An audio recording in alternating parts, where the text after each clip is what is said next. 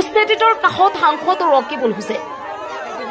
উচ্ছেদস্থলীত আজিও অব্যাহত আছে হাহাকাৰ পৰিস্থিতি। উচ্ছেদৰ 3 দিনৰ পিছত উচ্ছেদস্থলীত উপস্থিত ধুবুৰীৰ সাংসদ ৰকিবুল হুছেইন।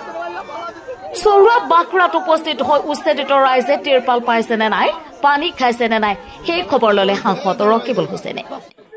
উচ্ছেদিত ৰাইজৰ হিয়া ঠাকুৰী কান্দোন চাই নিজেও কান্দিলে ৰকিবুল হুছেইনে আৰু কয়, আমাৰ কংগ্ৰেছৰ চৰকাৰ ৰাখিলেই আমি সকলো ঠিক কৰিম। News desk report, MT news.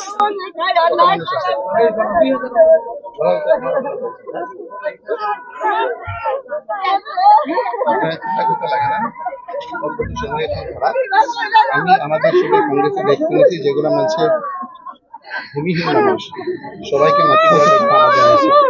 সবাই দায়িত্ব আমরা নিছি। আমরা যেগুলো ভূমিহীন মানুষ, প্রকৃত গরিব মানুষ, তার দায়িত্ব আমাদের কংগ্রেস পার্টি আমি নিছি। আমরা সব করে দিই। এখন একটা অবস্থা হচ্ছে, আমি আইলাম, আমি আশাটাই বলতে চাই না, সব আমাকে বাধা দিচ্ছে, পুলিশের আসতে লাগে না। ওই জন্য আমরা আইছি, যতটুকু পারি আমি সহায় করবো। আজকেও খাওয়া দাওয়ার জন্য মানুষ আছে, সব জোগাড় করে দিব। আপনাকে কিছু আর্থিক অনুদানও দিব। আচ্ছা, এখানে থাকেন, ত্রিপাল তো পাইছেন আপনারা?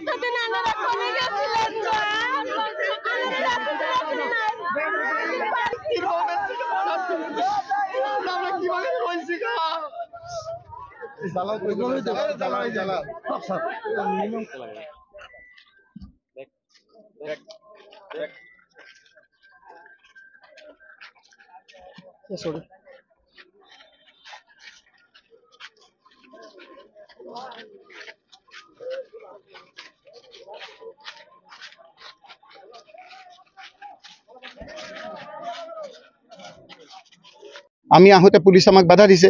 কালি কিন্তু বাকী দলবিলাক আহিছে, সিহঁতক বাধা দিয়া নাই। এই দুখীয়া মানুহসকলক এইটো পানী দিবলৈ, এইটো খোৱা বস্তু দিবৰ কাৰণে আজি অসুবিধা কৰিছে মানুহসকলে। আজি কোৰ্টৰ ৰায় মানা নাই চৰকাৰখনে। গতিকে আজিতো আপোনাৰ উভতগুৰে নাচিছে, ঠিকে আছে।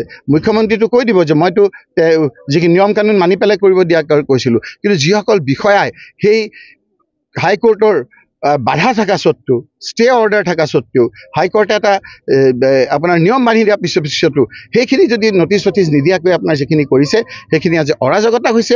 এই মানুহখিনি আদালতৰ ওচৰত যাব, আজি নহ'লেও কালি আপোনাৰ বিচাৰ পাব। এই বিচাৰত আমি আইনৰ সকলো ধৰণৰ সহায় কৰিবৰ কাৰণে আমি প্ৰস্তুত। আৰু এই লোকসকলক যদি যিসকল ভূমিহীন, সেইসকলক সংস্থাপনৰ দায়িত্ব আমি ল'ব লাগিব। সেইটো আমি ল'ম। সংস্থাপন আমি দিব লাগিব, তেওঁলোকে ঘৰ দিব লাগিব। ক'ত থাকিব মানুহখিনি? ক'ত থাকিব মানুহখিনি? পেটৰ ভোকত কলমলাই আছে। সেইকাৰণে আমি ইয়াত আহিছোঁ। মোক আজি আহিবলৈ দিয়া নাই। 8 বজাতে মোক কৈছে ইয়াৰ পৰা যাবগৈ লাগে। আৰে মই ইয়াত মানুহ আকৌ বিভিন্ন ক্ষেত্ৰত আপোনাৰ যিসকলে এই তেওঁৰ কথা মতে চলা বিধা কৰে, সেইসকলে আকৌ আপোনাৰ যেন আমিহে গভৰ্ণমেণ্ট। আমি গভৰ্ণমেণ্ট নহয় নহয়। গভৰ্ণমেণ্ট আজি বেলেগ, গভৰ্ণমেণ্টেহে ভাঙিছে। সেই গভৰ্ণমেণ্টে ভাঙা মানুহখিনিক তেওঁলোকৰ পক্ষ লৈছে। কোনে কোনে লৈছে কি নাই, আজি মই এইখিনি কথা ক'ব খোজা নাই। সেইকাৰণে মই কৈছোঁ যে এই দুখীয়া মানুহসকলৰ অকণমান কান্দোনটো যি হওক নহওক, মানুহ আমিতো দানৱ নহয়। মুখ্যমন্ত্ৰী ডাঙৰীয়া, অকণমান আপুনি চাওক মানুহখিনিৰ কি অৱস্থা হৈছে। নিথৰুৱা হৈছে, এনেকৈ নাখাই নবৈ মৰিব। সেইকাৰণে আমি কৈছোঁ যে অলপ পানী দিবলৈ আমাক দিয়ক, আমি অকণমান আপোনাৰ অন্ন দিবলৈ দিয়ক, খাবৰ কাৰণে আমাক অলপ সুবিধা দিয়ক।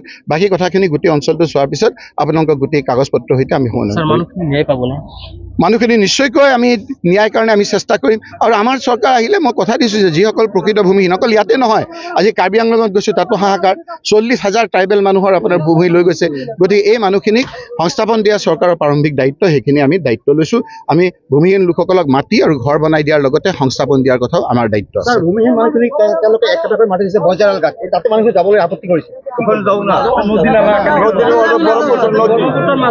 মানে প্ৰথমে তেওঁলোকে যিটো উচ্ছেদ কৰিছে সেইটো বৈধ নে অবৈধ? আমি তাত কোৰ্টৰ অৰ্ডাৰ আছিল নেকি যে আপোনালোকে নটিচ দিয়ক? নটিচ দিছে নে নাই? গতিকে যিসকলক নটিচ দিয়া নাই, যিসকলে এই অবৈধভাৱে এই আপোনাৰ উচ্ছেদ কৰিছে, তেওঁলোকৰ বিৰুদ্ধে এই লোকসকলে আইনী সাহায্য ল'ব। আজিতো নিয়মমতে যদি আইনী সাহায্য ল'বৰ কাৰণে তেওঁলোকৰ পইচা নাথাকে, চৰকাৰে পইচা দিব লাগে, আমি সহায় কৰিম। নটিচ নিদিয়াকৈ এনেকুৱা কৰিছে চৰকাৰৰ এক্সিষ্টিং। আপোনাৰ কালিও কৈছে যে নীতি নিয়ম নামানি তেওঁলোকক নটিচ দি যি নিয়ম আছে তেনেকৈ কৰক। আজি আপোনাৰ সংস্থাপন দিছে, ইয়াত আপোনাৰ সেইখিনি ষ্টে অৰ্ডাৰ দিছে। যিসকলৰ ঘৰ ভাঙিছে, যিসকলৰ আপোনাৰ চৰকাৰে আপোনাৰ ইয়াত পাট্টা দিছে, যিসকলক আপোনাৰ চৰকাৰে ইয়াত মাটি দিছে, সেই লোকসকলকো ভাঙিছে, যিয়ে কালি ষ্টে অৰ্ডাৰ দিছে। গতিকে আইনক মানি যিসকলে হাতত লৈছে তেওঁলোকৰ বিৰুদ্ধে ব্যৱস্থা ল'বৰ কাৰণে আমি এইসকলক সহায় কৰিম।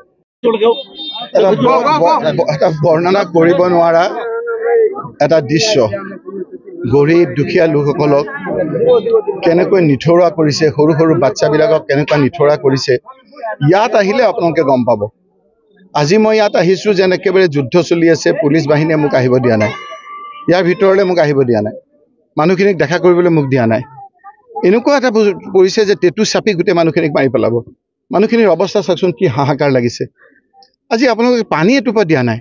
আমি এতিয়া পানী আনিব খুজিছোঁ, পানীখিনি আপোনাক আনিবলৈ বাধা দিছে। গতিকে এই কথা বতৰাবিলাক অতি বেয়া হৈছে। মুখ্যমন্ত্ৰী ডাঙৰীয়া, অকণমান আপুনি এই কথাবিলাক আপোনালোকে চাওক। আজি ইয়াত যুগ ধৰি মানুহসকল আছে, এই লোকসকলৰ আপোনাৰ ইয়াত যিসকল পট্টা মাটি আছে সেইসকলৰ সুকীয়া। কালি হাইকোৰ্টে আপোনাৰ ৰায় দিছে ইয়াত যে যিসকলক পট্টা দিছে সেই পট্টাৰ মানুহসকলক কোনো ধৰণৰ আপোনাৰ উচ্ছেদ নকৰিব, প্ৰপাৰ আপোনাৰ যিটো ছিষ্টেম সেই ছিষ্টেম বাদ দি। হাইকোৰ্টৰ অৰ্ডাৰ মানা নাই, কৈছে যে নটিচ দিব লাগে। নটিচ দি 15 দিনৰ ভিতৰত নটিচ সিহঁতে তেওঁলোকে কোৱাৰ পিছত এটা নিয়মত আপোনালোকৰ উচ্ছেদ হ'ব। কোনো নিয়ম কানুন মানা নাই, আৰু সেইকাৰণে ইয়াৰ মানুহসকলেও আপোনাক মোক কৈছে যে যিসকলে নিয়ম মানা নাই, মুখ্যমন্ত্ৰীৰ কথাতে হওক বা যাৰ কথাতে হওক, ইয়াৰ যিসকল বিষয়া এনেধৰণে কৈছে তেওঁলোকৰ ওপৰত কণ্টেম্প কেছ কৰাৰ কথা কৈছে। আজি নহ'লেও কালিতো ব্যৱস্থা হ'বই। বিষয়াসকল এনেকৈ আপোনাৰ অমানৱীয়ভাৱে নিয়ম কানুন নামানি হাইকোৰ্টৰ অৰ্ডাৰ নামানা হৈছে। মই আজি আপোনালোকক গোটেইখিনি ঘূৰি আকৌ মই আপোনালোকক গোটেই কাগজ পত্ৰ দেখুৱাম কেনেকৈ হাইকোৰ্টে কৈছে যে আপোনালোকে বৈধভাৱে এই মানুহসকলক সংস্থাপন নকৰাকৈ আপোনালোকে ক'তো তেওঁলোকক নেখেদিব। যদি আপোনালোকক এই মাটিখিনি আদানীক দিবলৈ দৰকাৰ হৈছে, তেতিয়াহ'লে এই দুখীয়া মানুহসকলক আপোনালোকে এইটো এটা প্ৰাথমিক দায়িত্ব চৰকাৰখনৰ। এতিয়া চৰকাৰে তো উপলুঙা কৰে, চৰকাৰখনে আপোনাৰ বিভিন্ন ধৰণেৰে আপোনাৰ এই মানুহখিনিক উপলুঙা কৰে। এইখিনি যেন মানুহে নহয়। কথা কি সেইটো বুলি কম, কিছুমান মানুহক উচতাই দিছে, কিছুমান মানুহে কথা ক'ব পাৰে, কিছুমান মানুহে নোৱাৰে। আমি